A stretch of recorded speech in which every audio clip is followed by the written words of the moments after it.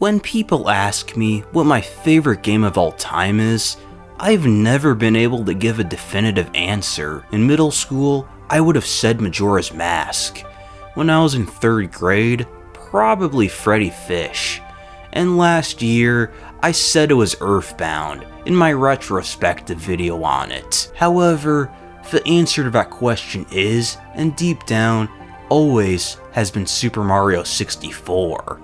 Out of every game I've ever played, none have as special of a place in my heart as this game does. It's one of the first I ever played, one that shaped my views on gaming, one I've played through countless times, and overall is probably my favorite game of all time. Not only that, but Mario 64 is one of the most influential titles in gaming, being the first major 3D game, setting the groundwork for the whole industry, in controls, camera mechanics, and world building.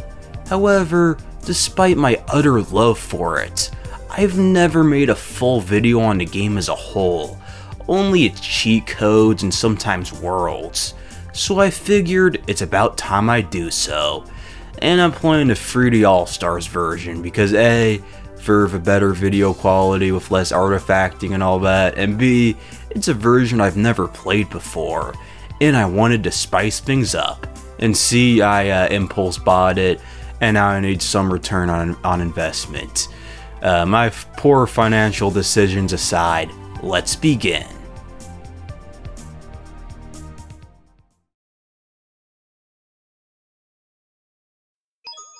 It's me, Mario! Hello! While the words, "It's a me, Mario," might not be cinematic or awe-inspiring or anything, this might be my favorite title screen in gaming, after possibly Red and Blues. Not only does Mario greet you with that happy face, but you also get to play around with it, and horribly torture and disfigure him with your hand. Or his hand, I guess, since it has a glove like him. Either way, he sure doesn't seem to mind. While I talk a lot about title screens in my videos, I scarcely talk about file selection screens. Mario 64's brings me a deep sense of nostalgia. That music, it brings me back to the first time I ever put this game in my console and turned it on. For some reason, the nostalgia here is stronger than the actual game itself in some ways, which I'm guessing is mostly because I hardly ever spend any actual time on the file selection screen, but none of you care about that, so let's move on. The game opens with a letter from Peach, inviting Mario for some cake. Okay, I know there are a lot of jokes about that cake being something a bit more, intimate, but I like the idea of Mario coming all the way to her castle for some dessert more. It's a lot more wholesome. Plus, in the DS version, Luigi and Wario come along with him. So unless Peach intends to have group activities, I fail to see this really being a possibility. When Mario goes inside, he's greeted by the voice of Bowser, telling him to leave. This time, Bowser's evil plan is rather creative. He's invaded Peach's castle itself and stolen its power stars. He's trapped the Toads and Peach inside the castle walls. Sort of. You find Toads around the castle and they're in this weird state of being visible for 1 second, then transparent the next. It's a fate I'd wish on no one, that's for sure. Across the castle are paintings that have self-contained worlds with 6 main missions. After clearing each mission, you gain power stars, which can be used to open doors to access new levels. The missions vary in goals, from beating bosses, collecting 8 red coins, exploring to find secrets, or using power-ups to solve a puzzle. The world, by and large, stays the same between missions, and sometimes, stars from different missions can be collected if you want to. This also means that you can skip really hard missions if you don't want to complete them, although there are some exceptions, such as this mission in Cool Mountain.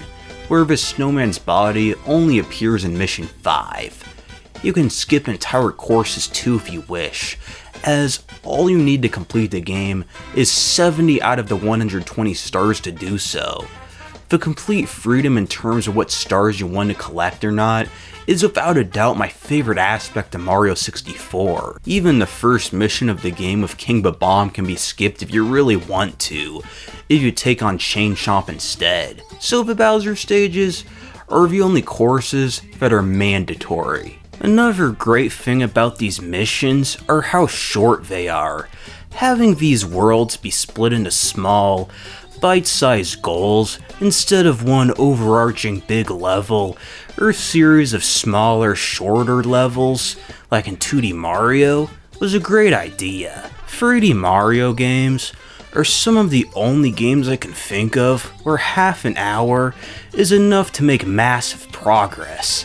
And hell, depending on your skill level, even 5 minutes is enough to get a star sometimes. Even in a game where you make similar amounts of progress as a fraction of the world completed, none make me feel nearly as accomplished as Mario 64 does.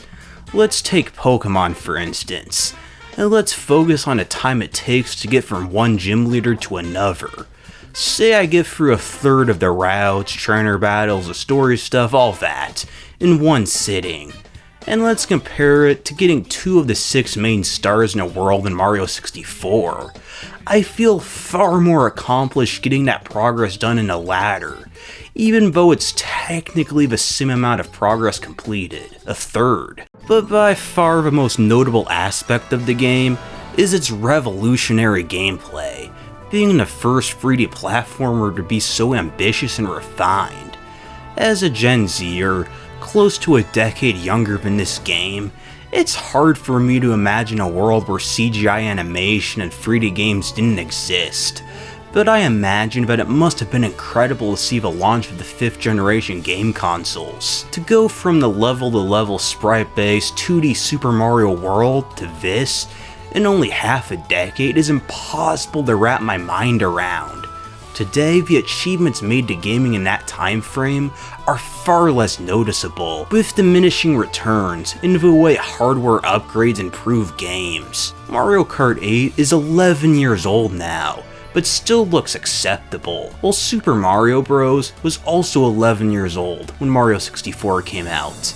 And the difference between the two are leagues different. The controls are pretty good considering the time and precedent. You can move Mario around in 8 directions with the control stick, jump with A, punch with B, crouch with Z, use the C button to change camera angles, and R to go in first person mode. However, there are many more moves you can perform by combining inputs. If you jump 3 times while moving, you can jump really high with a triple jump. By running, pressing Z then A, you can do a long jump to cross wide gaps. By pressing Z in the air, you can ground pound. You can also wall kick by pressing A while jumping against a wall, or my favorite, the slide, which you pull off by running and pressing B. It's a blast to zoom around the world with slides and triple jumps in such large open spaces, even more so when you know where the stars are and how to get them. It makes you feel like a speedrunner, even if you're clearly not like me. On the flip side, we have the biggest flaw of Super Mario 64, the camera. Having a player-controlled camera wasn't a concept set in stone when this game came out, and this game was very groundbreaking in that regard. However, there are many times in this game where the camera angle is bad, and you die because of it, or at other times it's just very restrictive. There also isn't a basic button press to center the camera behind you, which can make it very difficult to do tricky jumps. Because of this, I also wouldn't recommend messing with the camera at certain points, because you can easily screw the angle up, and it can be hard to get it back to the way it was before. The depth perception can be bad at times too. I can't tell you how often I die, and stand on the 4 pillars, because I think I'm above a pillar, then I ground pound and end up dying into quicksand. If there is one thing I could change about this game, it wouldn't be its graphics or content or power-ups, it would be the camera. I feel like if there was just this button to center it, then it would fix so many issues. But even if the camera isn't perfect, it doesn't come close to ruining the game, at least in my opinion. But overall, yeah, if you only play modern games, coming back to this can be pretty jarring. Across the levels, you can find these weird, transparent boxes, and I remember as a kid how much they intrigued me. I'd jump into them again and again, to no avail, or I'd look around the level, thinking some way to unlock them was in it. These blocks hold the power-ups of Mario 64, the power caps. And the way you unlock them is pretty cool, I have to admit. They have self-contained levels, each showing off the unique skills of their respective caps.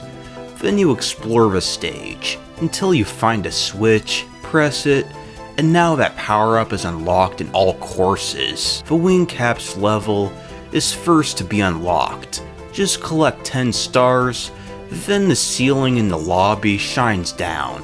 The Metal Cavern is the only one of these stages to be accessed through another course, and not the castle itself, that being Hazy Maze Cave. I have been calling it Hazy Maze Cave ever since I was a kid. Lastly, the Vanish Caps level is below the moat, which needs to be drained, and to do so, players have to ground pound these pillars. I really like this feature, as it adds a lot to the world, making it feel full of secrets and mysteries. Sometimes you'll be playing a course, then get to a star you can't get yet because you haven't pressed a switch yet. Then when you finally do unlock a power cap, you now have reason to revisit old stages again, which helps prevent monotony. As for the caps themselves, they're pretty good, although not perfect. First, there's the wing cap, the flagship power-up, showing up in the box art and all. It allows the player to fly, and with how wide and open the stages are, you get a sense of liberation that I haven't seen any other Mario item give except for the red star in Galaxy. Although the wing cap is nowhere near perfect. The way flight controls can be infuriating at times, like the 8 red coin mission of Shifting Sandland, where all I want to do is fly straight, and instead, Mario fidgets all over the place. The metal cap is my favorite. It makes Mario invincible like a power star, immune to poison, it lets him walk underwater, and most important of all, the design is awesome. In fact, the metal cap after the game's launch has eclipsed the wing cap in popularity, coming back in games like Smash Bros. As a mechanic. And Metal Mario would eventually become a playable character in Mario Kart 2. And lastly, there's the Vanish Cap, which is criminally underrated. Mario becomes like a ghost wearing one, passing through walls, metal, or ice. All of the caps are time sensitive, like a Starman. And if it runs out while you're in the middle of a task, you have to go back to the block and hit it again to get another one. For the metal cap and vanish cap, I don't mind a time limit. The wing cap though is a bit more annoying, because if it runs out in the sky, you die a lot of the time. Now let's talk about the courses in full. First is Bob-omb Battlefield, a grassy field that's a war zone between red and black bombs. Here you'll find a floating island, a race with Koopa the Quick, a Chain Chomp, and King Bob-omb. As the tutorial course, it's not too challenging, although it's a bit more ambitious than a lot of others, utilizing the wing cap, the cannon, scaling a mountain, and dodging cannonballs. Whomp's Fortress is a small, cozy, dense world, and one that breezes by. It always seems like I finish every mission in one sitting every playthrough. Oddly enough, I also find it a lot easier than Bob-omb Battlefield despite it coming second. Even its boss, the Wump King, is also easier than King Bob-omb. There's also this owl you can ride, and the fact that he can carry Mario all the way up into the sky that quickly is impressive. Imagine if there's an owl that powerful in real life. Imagine you're just minding your own business and then all of a sudden a tiny owl lifts you up 200 feet in the air. Imagine if you're watching live TV and the president died from an owl swooping in and dropping them from the stratosphere.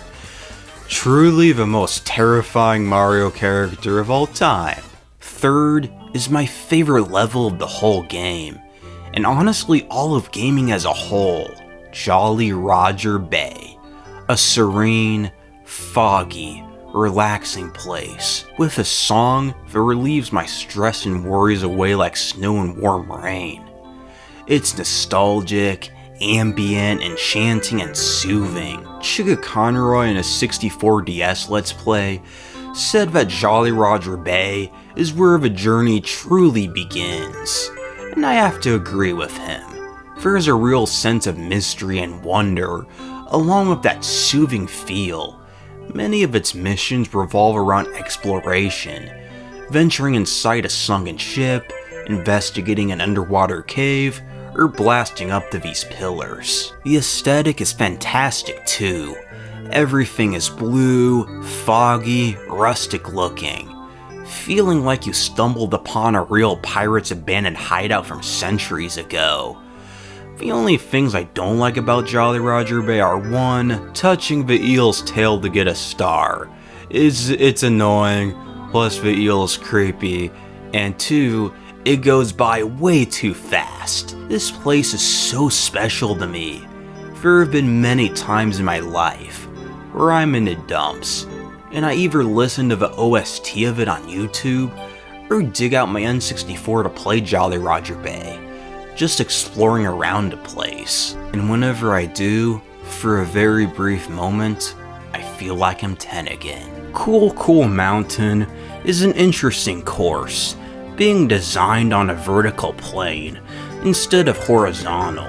A significant aspect of the stage involves sliding, either down the main pathway on the mountain, or the slide level inside the chimney. Players can even race a giant penguin. While this is a star I remember being insanely difficult as a kid, as an adult, it's moderately difficult at best, so I just sucked as a kid.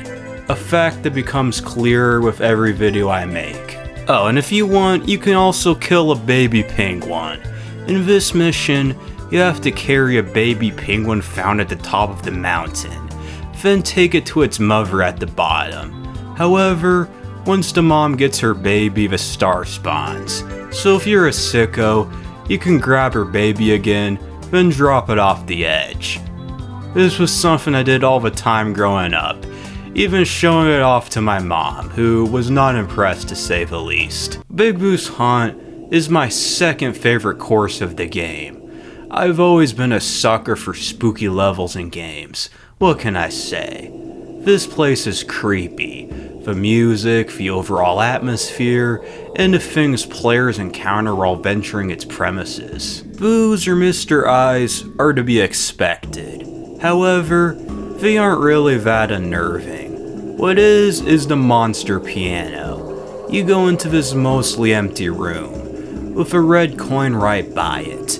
Then when you go to collect it, the piano comes to life, with this loud banging sound effect. This thing has traumatized a generation of gamers to say the least. I love the architecture of Big Boo's Haunt 2. It really does feel like a beta version of Luigi's Mansion. And the way the night sky or the library walls look, pure perfection. Hazy Maze Cave, or as I used to call it, Hazy Mazy Cave because of my dyslexia as a kid, is one that I think I like, yet end up not really having any fun in it. Many of its missions have you either navigating a maze with toxic gas, or using this annoying elevator. This 100 coin mission is downright painful too. Riding Dory or unlocking the metal cap are the only redeeming factors for me. Lethal Lava Land is the opposite. It's always one I dread, yet never end up having any trouble with. The stage is covered in lava, so one wrong move can kill you pretty quick. Plus it looks like hell, and as a religious kid growing up, that fact terrified me. These enemies called bullies have horns on their head too, which only added to my irrational fears. In actuality though, Lethal Lava Land is a small, easy course, and as long as you're patient and plan your jumps, you'll breeze through. 2 missions involve beating up bullies. 2 you have to enter and explore a volcano. 1 has you walk on a rolling log, although with a well-timed jump, you can completely skip it. Finished off with the easiest red coin star of all time. Shifting Sandland is similar, one that I always remember being ridiculously hard as a kid, only to breeze through it. The stage is full of quicksand, but I do dig the ancient Egypt vibe. Almost every Mario game has a desert level, yet they usually feel super generic. You even get to go inside a pyramid 3 times and fight Rock. It's an unusual boss to say the least, having 2 hands with eyes. Punch each one 3 times and they die. However, unlocking the boss is tricky. You have to use the wing cap to stand on these 4 pillars around the course. As a kid, I found this impossible to do with the depth perception, iffy wing cap controls, and most of all, me just sucking. In fact, Rock was the last boss I ever fought. I even beat the game before I took on Rock. It never really crossed my mind what I had to do to complete this mission. And it was only when I was watching YouTube and came across a boss compilation that I realized I missed one. I got so frustrated trying to fight Rock and failing that I took my wrath out on my bed frame and almost broke one of the legs. Then I had to sleep on that bed both figuratively and literally for like 3 years after that, when I finally got a new bed. All that struggle, yet the mission has literally never given me that much trouble since, so I don't really know what 11-year-old me's problem was. 9th up is Dire Docks, or as I called it as a kid, Diarrhea Docks. Once again, dyslexia is a bitch. Although I should have realized that a level being named Diarrhea Docks is not something any sane person would name it.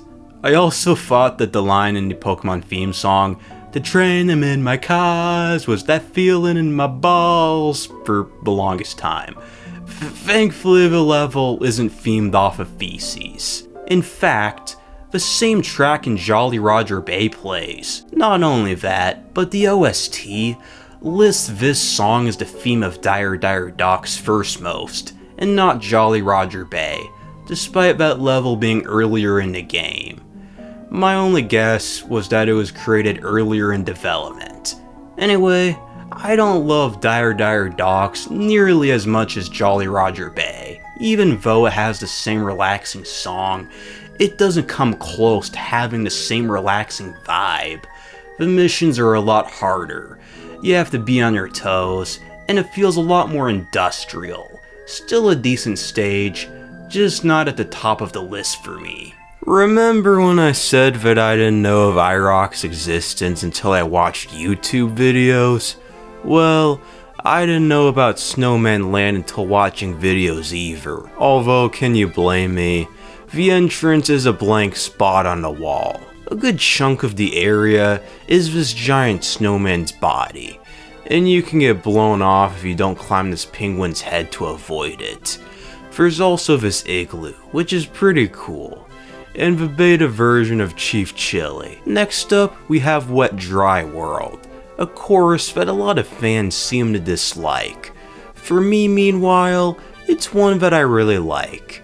The gimmick of Wet Dry World is changing the water level. If it's high, the player can swim up to higher areas, and if it's low, they can interact with objects they couldn't while swimming.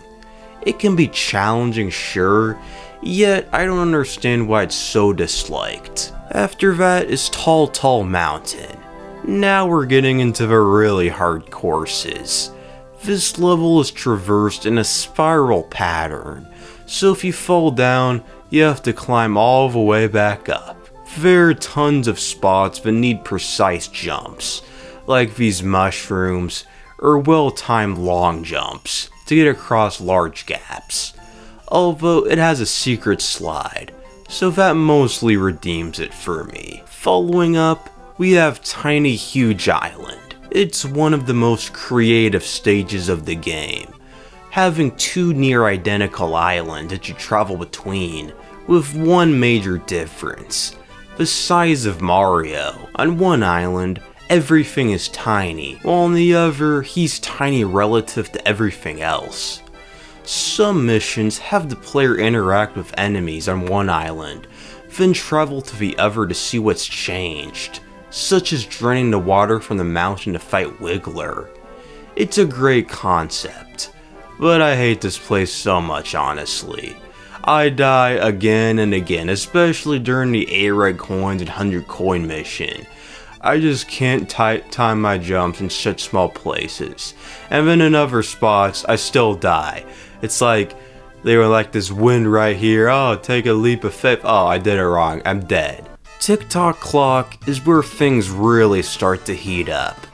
You know those times in games where there's a level you scale vertically, then you fall down, and then as you fall down there's all these platforms in your way, but you somehow miss every single platform below you, and then you die, or either that or you have to start at the very beginning.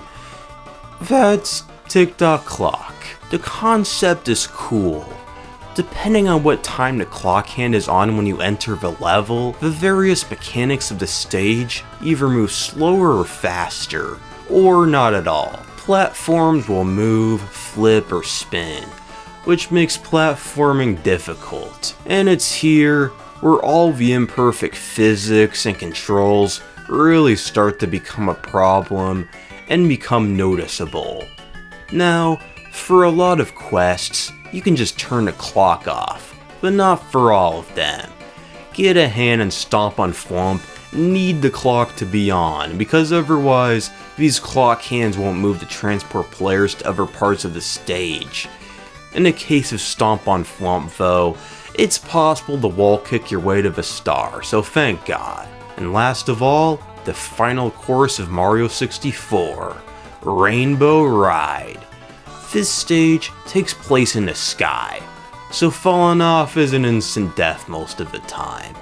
Even worse, it involves standing on floating carpets while avoiding obstacles, some of which I swear to God are unavoidable sometimes. The carpet rides just aren't fun. It's a waiting game, and one small, very small wrong move means death 90% of the time. However, in terms of aesthetic, I love this place. It feels so abstract, like a child came up with it. The floating ship, the house in the sky, magic carpets, it's all so cool. Even better, it would go on to inspire the themes of places in later Mario games, such as Mario's Rainbow Castle and Mario Party.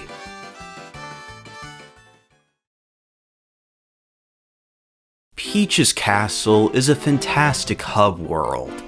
The entrances to levels are also different from each other, being in different rooms, parts of the castle, and some involve some unconventional means to access. On the first floor of the castle, all courses are accessed by paintings, each in their own room. Nothing too fancy here. But then Big Boo's haunt throws a wrench in the whole system. After collecting a certain number of stars, this Boo appears in the hallway leading to the courtyard. If you follow it out there, the yard is now infested with Boos. A big one has something inside of him, some kind of dollhouse. If you defeat the Boo, Mario gets shrunk down and sucked up into it. That's a level of creativity you don't often see in modern games anymore, establishing a consistent aspect, then defying that consistency with a curveball. A boo painting in a room would have been perfectly fine, yet the devs went out of their way to be creative. The basement is my favorite part of Peach's castle, at least in aesthetics. It feels a lot like a dungeon, having these torches, blue walls, and a floor submerged in water. Lethal Lava Land is the only course accessed by a painting. Hazy Mazy Cave's entrance is this metallic looking goop portal. Shifting Sandland, a section of wall, and Dire Docks, a water-looking portal. The second floor reverts to paintings, albeit with a twist. The starting water level of Wet Dry World increases the higher up you enter the painting in. Tiny Huge Island has two paintings, a huge one and a small one, and whichever one you enter is the island you start off on. Like I said earlier, Snowman's Land is a blank section of wall, but if you look closely at the mirror, you'll see that it's actually reflected in it. And Tall Mountain, well, it's tiny and it's annoying to jump into. On the third floor, Tick-Tock Clock is entered through an actual top of a clock, and Rainbow Ride's entrance is a crawl space-like hole. Peach's castle also has a slightly empty and unsettling vibe, an opinion that a large sum of the internet agrees on, hence why this game has so many creepypastas. Sometimes I do wonder what the purpose of certain features of the castle are. Like, what's the basement for? Why is there a huge pile of goop here? What about the Star Door rooms? And these crawl spaces that lead to Rainbow Ride and Fly Mario over the rainbow? What's their purpose? The only people around are toads, who feel more like decorations than NPCs, with how they fade in and out of existence. All this combined with the game's primitive early 3D renders caused many players to find the whole game creepy or unnerving. I never quite found the game creepy per se, well, with the exception of the lava levels like Bowser in the Fire Sea and Lethal Lava Land. That was upset. Found those creepy just because of religious reasons. But I did overall find the game pretty mysterious. And speaking of mystery, the urban legends and rumors surrounding Mario 64 are the stuff of legend. Even though this game was a decade and a half old when I first got to play it, I still remember Super Mario 64 feeling full of mysteries, and I looked online for all the information I could find about it. But one urban legend stands out among the rest: Luigi. Luigi is absent from this game. He not only doesn't show up as a playable character, but he also doesn't show up as an NPC or have any appearance or reference whatsoever, which seemed odd at the time, especially with Luigi being in Mario 1, 2, 3, and World. We now know that Luigi was intended to be in the game during development, but was scrapped due to various reasons. Hardware limitations of a potential two-player game, along with time, budget, and memory constraints. In 2020, we would get direct confirmation from early builds of the source code that Luigi was meant to be in the game definitively, then was scrapped. However, when the game first came out, no one knew the reason why Luigi wasn't there, while others pondered.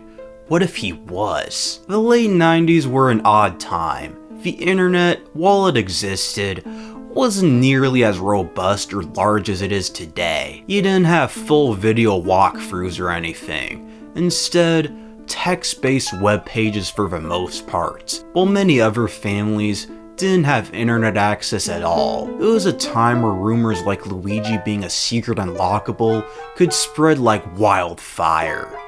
In Peach's courtyard, there's this statue, with gibberish text on it, and some claimed at the time that it read, "L is real, 2041, meaning Luigi was somewhere in the game, and there must be some way to unlock him. The most common claim method was to collect every single coin, and another claim is that there was 2,401 coins in the game, which isn't true.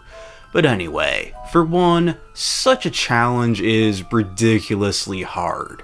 For two, no game developer would have ever implemented a requirement like that. And three, it's literally impossible to do so, as a few coins are in areas out of bounds. Other supposed methods are to walk around a statue 2,401 times, or to collect every star, then shoot yourself out of the cannon into Peach's stained glass window. Obviously none of these work, but it didn't stop countless kids from trying. In the DS remake, Luigi would finally become playable.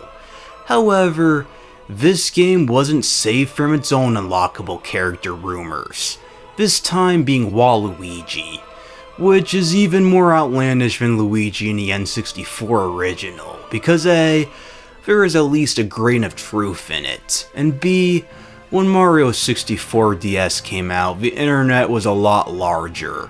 I can excuse someone a lot more for thinking Luigi may have been a secret unlockable in 1998, a lot more than somebody thinking Waluigi is real in 2008. Besides Luigi, the beta of this game is super interesting. Very rarely does a beta feel so off. Liminal spaces and all that. To have something so familiar in your face, yet so off, is a rare feeling. Mario's beta voice is, well, let's just say that hiring Charles to take over the voice of Mario was one of the best changes made to the final game.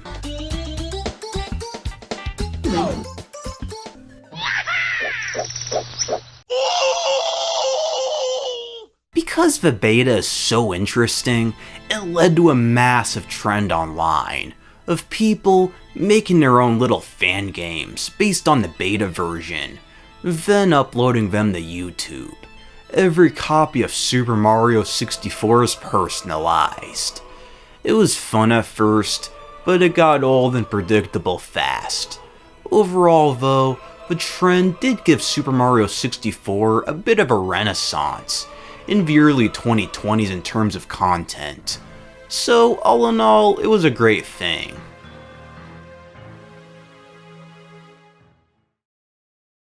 When it comes to all the Mario 64 online content, the type that got my attention as a kid the most were Super Mario 64 bloopers. And I don't mean modern SMG4 content.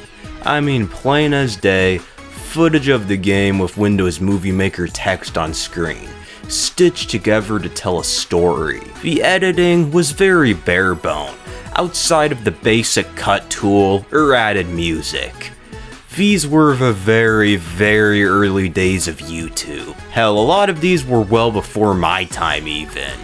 It's hard to believe at one point, these were the kinds of videos people watched online. 240p, low budget, under 10-minute fun videos of Mario going around on crazy adventures. I'd love when they'd use footage of various different games, such as Mario Kart 64, to tell their stories. In fact, with some titles like F-Zero X, these were some of the first impressions I ever got to these titles. I'll never be able to think about this big ramp in Royal Road in Mario Kart 64 without thinking of Mario 54321 in his intro. These videos really capture the mindset of a child's imagination, coming up with outlandish 10-minute scenarios.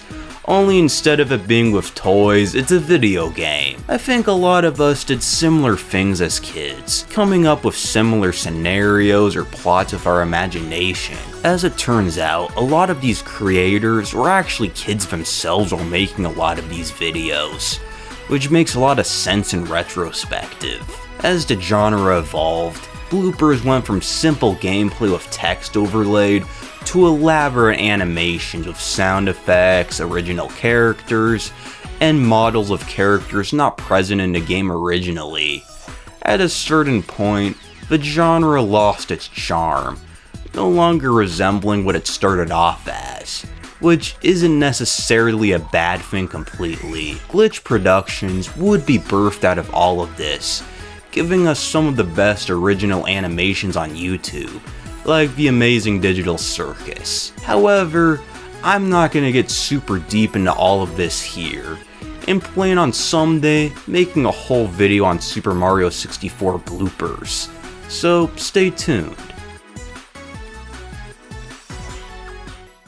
Super Mario 64 has had a lot of re-releases over the years.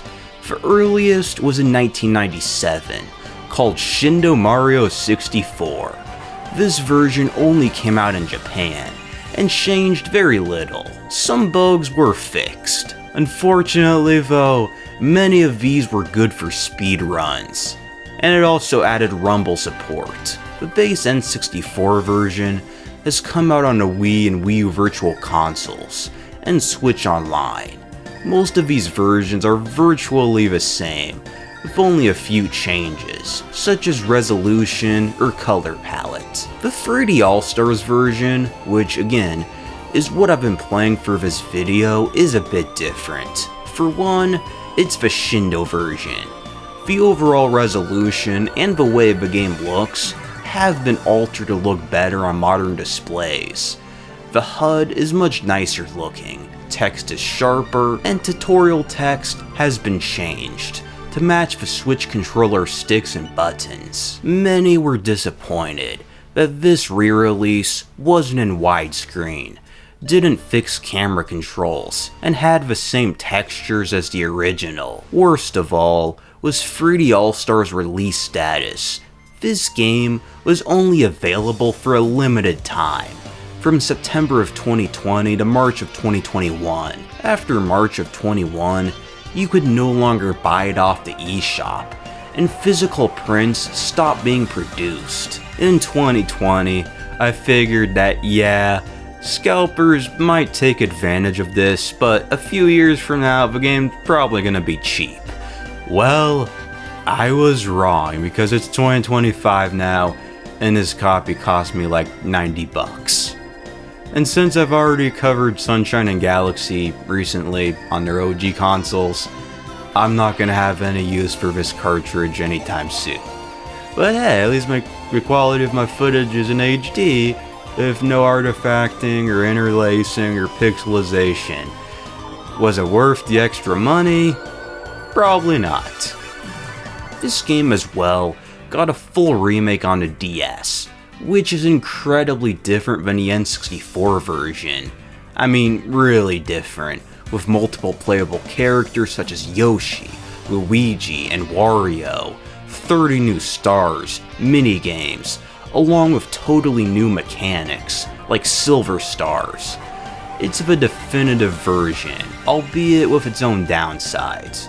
The biggest being controls. Since this was a DS game, and the DS, most notably, does not have a control pad or control stick, players have to navigate this 3D world with a D-pad, which sucks and limits movements to 8 directions. And even if you play this on the 3DS, while it does feel better, you're still limited to 8 directions. Super Mario 64 DS really deserves a whole video to its own.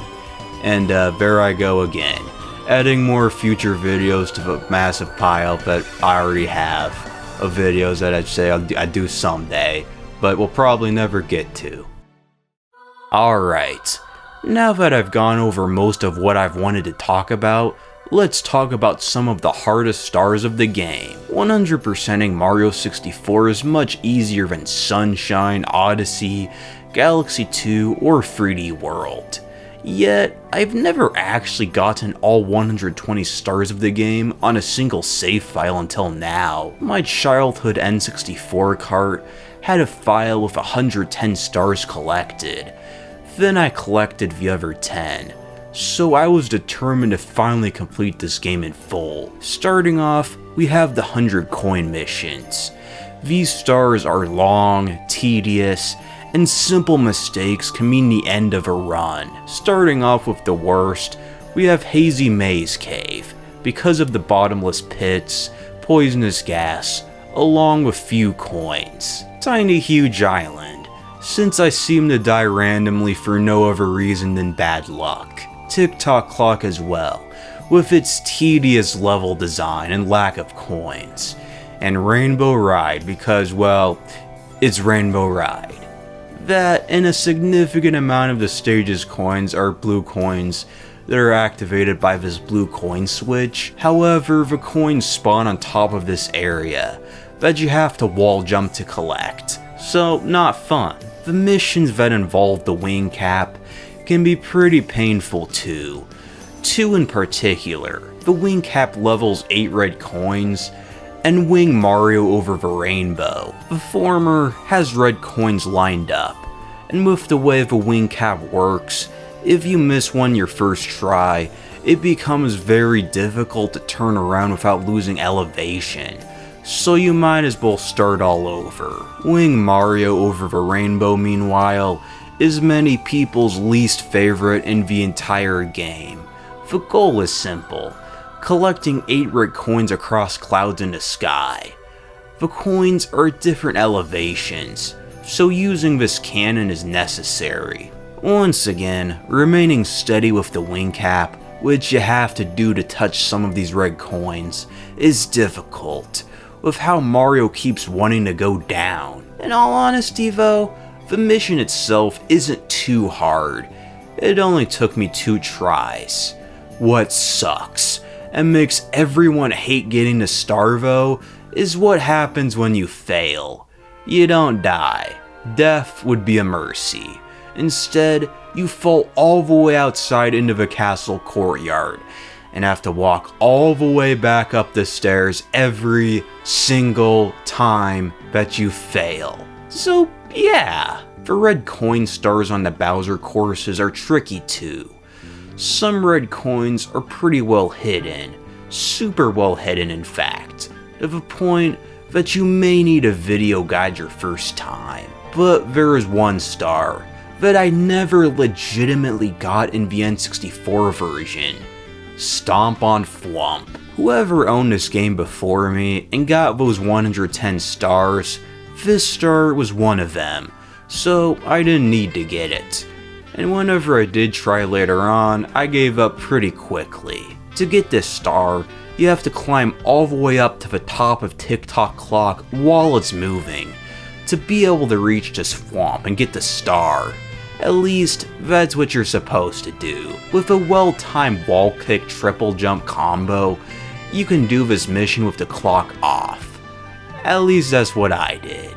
Either way, this is the first time I've ever collected all 120 stars in the N64 version of Mario 64 on my own save file. As a kid, I saw collecting every star as a Dark Souls or Battletoads-like challenge. As a kid, it took me days to give a Tick-Tock Clock or Rainbow Ride 100 coin stars, so it feels really good to be able to replay this game and 100% it in 8 hours.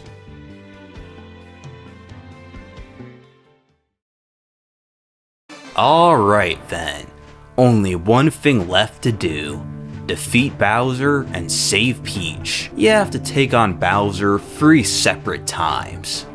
Around the castle are these large star doors that lead to Bowser courses.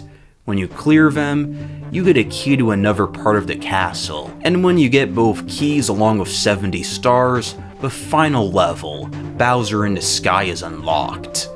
Ah, the music, truly one of the most epic in Mario history. Koopa's Road. The track has a daunting feel, and yet, it's also relaxing in a weird way. Of course, that might just be the nostalgia talking.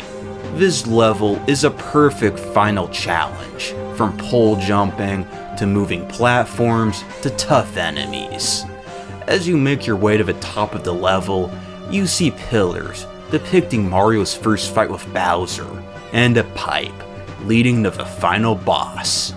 Alright, here we go. It's time to take on my favorite Bowser fight of all time. The previous two Bowser fights are easy, and frankly, a bit anticlimactic.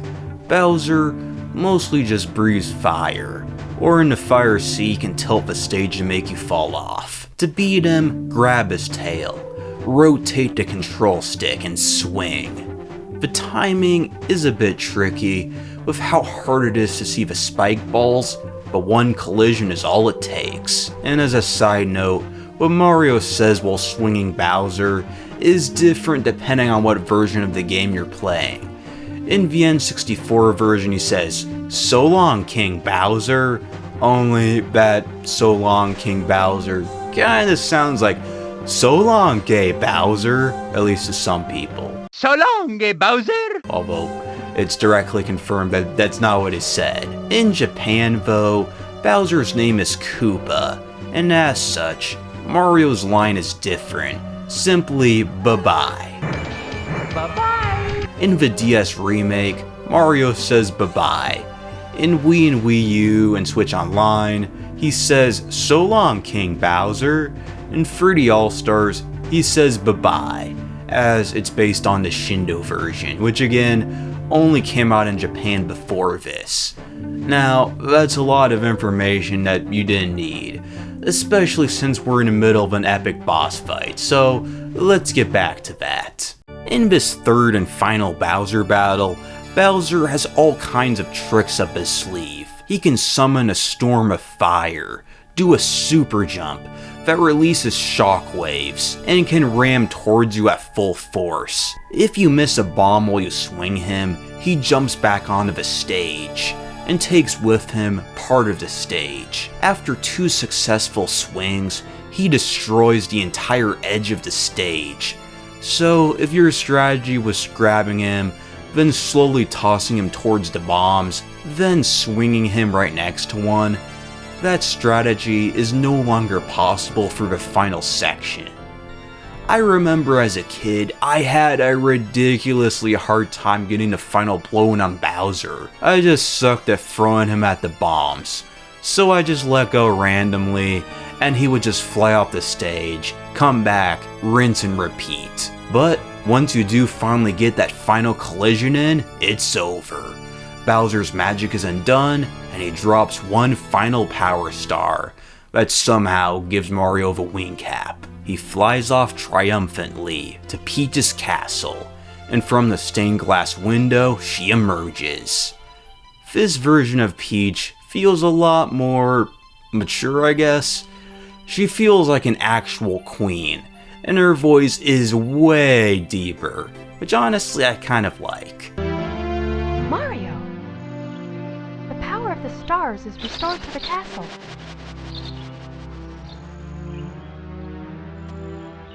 And it's all thanks to you. Thank you, Mario. We have to do something special for you.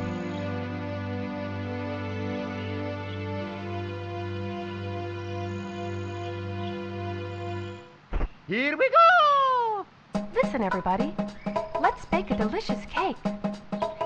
For Mario. Wait, let's bake a cake? I thought you said you already baked it. Also, why is Mario looking at the sky anyway? As a kid, I always thought that he was looking up in the sky for Bowser or something, but oh well, it doesn't matter, as we get one of my favorite credit sequences in gaming, showing off every world in the game, along with secret missions. The credits feel like a true celebration, and honestly, I tear up sometimes hearing it. And that was Super Mario 64. Truly one of the best games ever made, even if it is 30 years old. Replaying it was a blast. It's a game that truly never gets old, no matter how many times I play through it. The bite-sized segments of gameplay, revolutionary 3D gameplay, the choice to choose which missions you want to complete or not, and a huge variety in levels, all come together to give a phenomenal experience. I feel that even though this game got a remake on the DS, it deserves a remake on the Switch too. A remaster that's in 4K, with the new content added into the DS version, a lot of new world, new characters, and fixed camera controls, that'll be a dream come true for me. I mean, Super Mario Bros. 1 and 2 and 3 got 2 remakes. Pokemon Red and Blue kind of did as well, if you count Let's Go Pikachu, Let's Go Eevee, and Dragon Quest 1 has gotten like 5 remakes. So I really don't see how Mario 64 is out of the question. Anyway, short story short, I love this game to death. It's my favorite game of all time. And if you love this game too, be sure to like the video, subscribe, comment, and do the new hype thing that YouTube added that I'm not really sure how it works, but do it anyway. Also, be sure to check out the videos I made on Mario Sunshine and Mario Galaxy as well. And who knows, if enough of you guys want me to cover Mario Galaxy 2, 3D Land, 3D World, or Odyssey, maybe I'll start covering the rest of the 3D Mario games in the future. Until then though, I'll see you guys later.